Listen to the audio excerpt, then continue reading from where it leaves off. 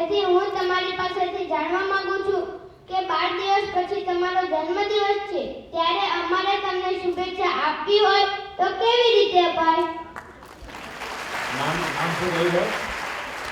નામ શું કહ્યું? ચૌધરી ધ્રુવ. ધ્રુવ. ધ્રુવ. ગાંધીનગર પહેલી વાર આવ્યો? પહેલા આવ્યો? ના, પહેલી જ વાર. પહેલી વાર. અને અમદાવાદ? અમદાવાદ તો ઘણી વાર. તો ગાંધીનગર કેમ નહીં આવ્યો? અમદાવાદ આવ્યો? ગાંધીનગર મનનું હોવાનું હોય ને ઘરે જતો. તો પછી અમને અભિનંદન કોણ આપે? સામાન્ય રીતે મિત્રો હું જન્મદિવસ ઉજવતો નથી ઉજવતો એના કારણે કે બહુ મોટી જગત નથી જીતી લેતો, પણ મારું જે કૌટુંબિક બેકગ્રાઉન્ડ છે એમાં કઈ એ શક્યતા જ નહોતી અને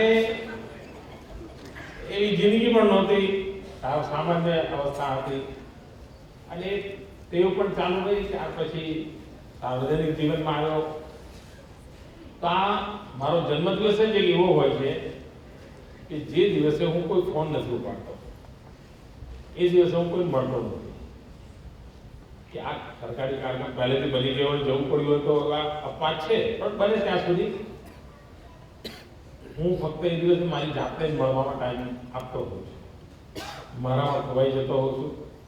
એવી રીતે મને જીવવાનો આનંદ પણ આવે છે, પરંતુ શુભેચ્છા જરૂર મોકલી શકો અને શુભેચ્છામાં પણ એક શક્તિ હોય છે. આશીર્વાદમાં જેમ શક્તિ હોય છે શુભેચ્છામાં પણ શક્તિ હોય છે અને શુભેચ્છા ગમે છે. તમે મને મારા ઈમેલ પર શુભેચ્છા મોકલી શકો, મને ફેસબુક પર મોકલી શકો, ટ્વિટર પર મોકલી શકો, પત્ર લખીને મોકલી શકો, જરૂર મોકલી શકો અને મારું સરનામામાં કોઈ પ્રોબ્લેમ નથી. કશું સરનામું યાદ ના હોય તમે આટલું લખી લેશો તો પહોંચી જશે, તો જરૂર મોકલી શકો.